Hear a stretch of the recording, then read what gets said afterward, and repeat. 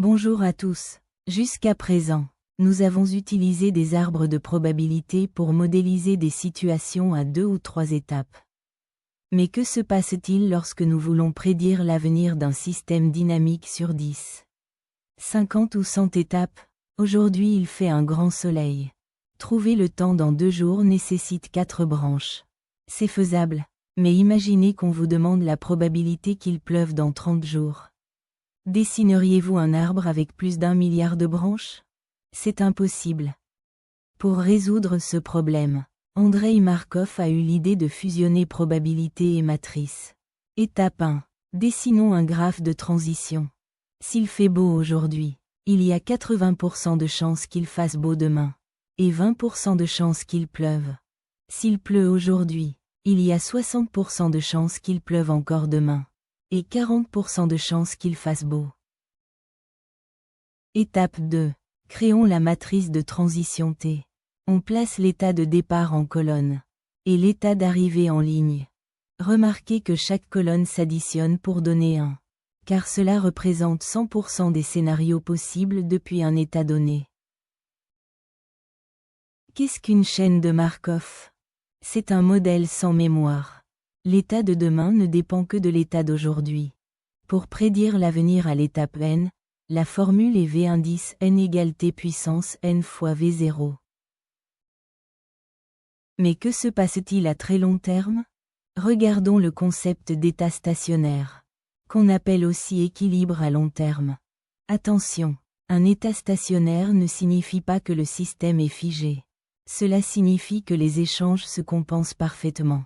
Le flux qui part d'un état est exactement égal au flux qui y revient. Mathématiquement, l'état de demain devient identique à l'état d'aujourd'hui. Multiplier le vecteur V par la matrice T ne change plus ses valeurs. Résoudre cette équation revient à chercher le vecteur propre associé à la valeur propre lambda. Égale 1. Ce lien entre l'algèbre linéaire et les probabilités conditionnelles montre l'interconnexion profonde des mathématiques dans le programme IB. Lisons attentivement l'énoncé du problème affiché à gauche. Concurrence. Alpha A contre bêta B. Alpha conserve 90% de ses abonnés, ce qui implique que 10% vont à bêta. Bêta conserve 85% de ses abonnés, donc 15% vont à alpha.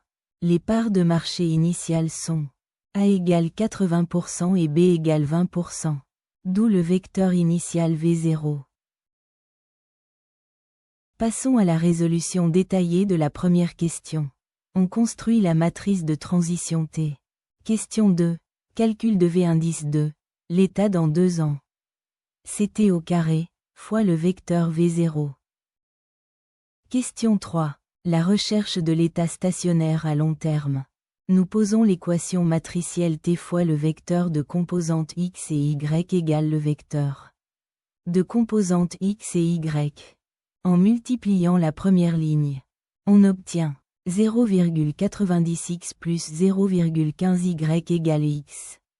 Ce qui se simplifie en moins 0,10x plus 0,15y égale 0. Donc 0,10x égale 0,15y. Soit x égale 1,5y. Or, la somme des probabilités x plus y doit toujours être égale à 1.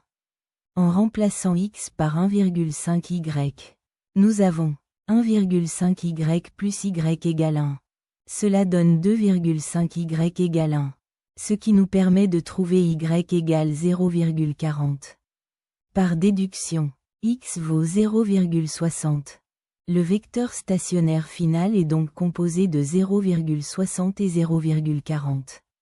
Alpha finit avec 60% du marché, et bêta 40%. Fin de la séance.